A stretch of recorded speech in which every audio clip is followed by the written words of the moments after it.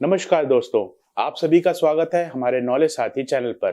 मेरा नाम है अनुराग सिंह और आज मैं फिर से एक नए टॉपिक के साथ आपके सामने हाजिर हूं। हमारे नए टॉपिक का नाम है एमपीएम, जिसे हम कहते हैं मोर्टेलिटी प्रोबेबिलिटी मॉडल। आइए जानते हैं एमपीएम होता क्या है और इसको आईसीयू में किस तरीके से इस्तेमाल किया जाता है। एमपीएम 14 साल और 14 साल से कम उम्र के पेशेंट्स के लिए एप्लीकेबल नहीं है, बट हमारे आईसीयू में वो गंभीर पेशेंट्स जिनका बर्न के केस के हों, कार्डियक के केस के हों या कार्डियक सर्जरी हुई हो, ऐसे पेशेंट्स में मृत्यु दर ज्यादा होती है और ऐसी मृत्यु दर को जांचने के लिए हम मोर्टेलिटी प्रोबेबिलिटी मॉडल का इस्तेमाल करते हैं।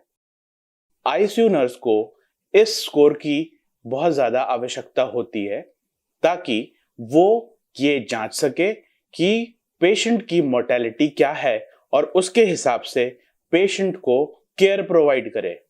अगर पेशेंट की मोर्टेलिटी हाई है तो हमें end of life care provide करना चाहिए और अगर पेशेंट की मोर्टेलिटी कम है तो हमें पेशेंट को उसके क्रिटिकल कंडीशन के हिसाब से नर्सिंग इंटरवेंशन प्रोवाइड करना चाहिए। आइए जानते हैं एमपीएम स्कोरिंग मेथड कैसे किया जाता है।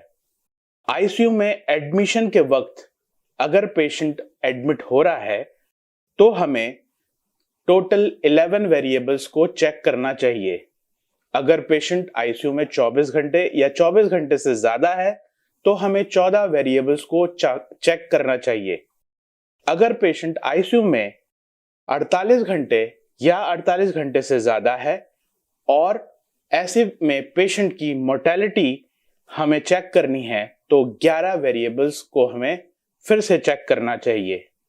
आईसीयू में रहने के दौरान पेशेंट का over time model probability check करने के लिए हम पेशेंट की 24 घंटे से और एडमिशन के स्कोरिंग मेथड से वैल्यू को घटाकर जो स्कोरिंग आती है वो हमारी ओवर टाइम स्कोरिंग होती है।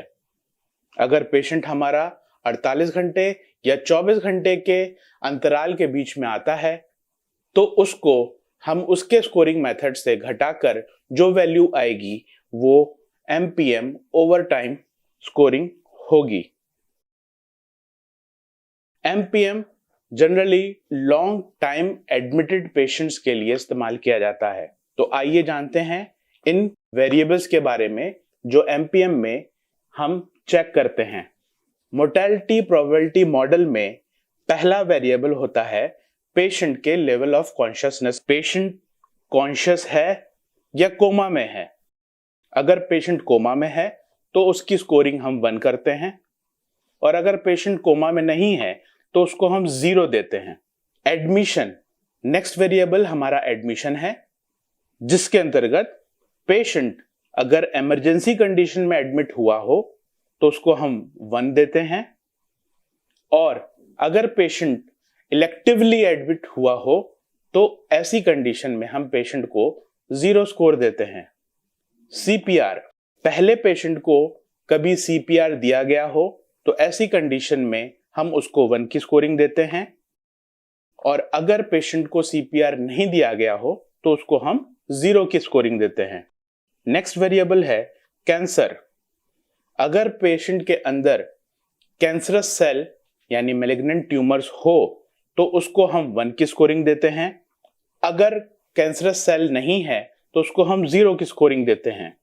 दूसरा वेरिएबल है क्रॉनिक रीनल फेलियर, जिसमें अगर क्रॉनिक रीनल फेलियर की कंडीशन पेशेंट के अंदर है तो उसको हम 1 की स्कोरिंग देते हैं और अगर नहीं है तो उसको हम 0 की स्कोरिंग देते हैं।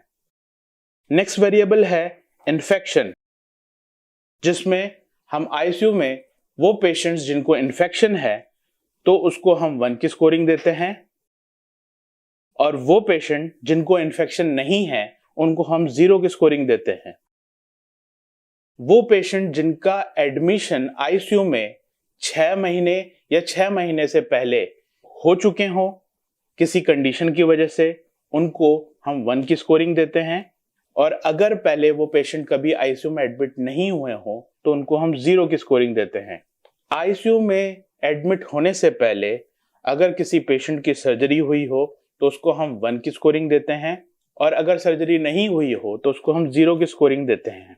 नेक्स्ट वेरिएबल है सिस्टोलिक ब्लड प्रेशर। अगर पेशेंट का सिस्टोलिक ब्लड प्रेशर 90 mmHg या उससे कम है तो उसको 0 की वैल्यू देते हैं, और अगर पेशेंट की सिस्टोलिक ब्लड प्रेशर ऑडिबल ना हो तो उसको 1 की स्कोरिंग देते हैं।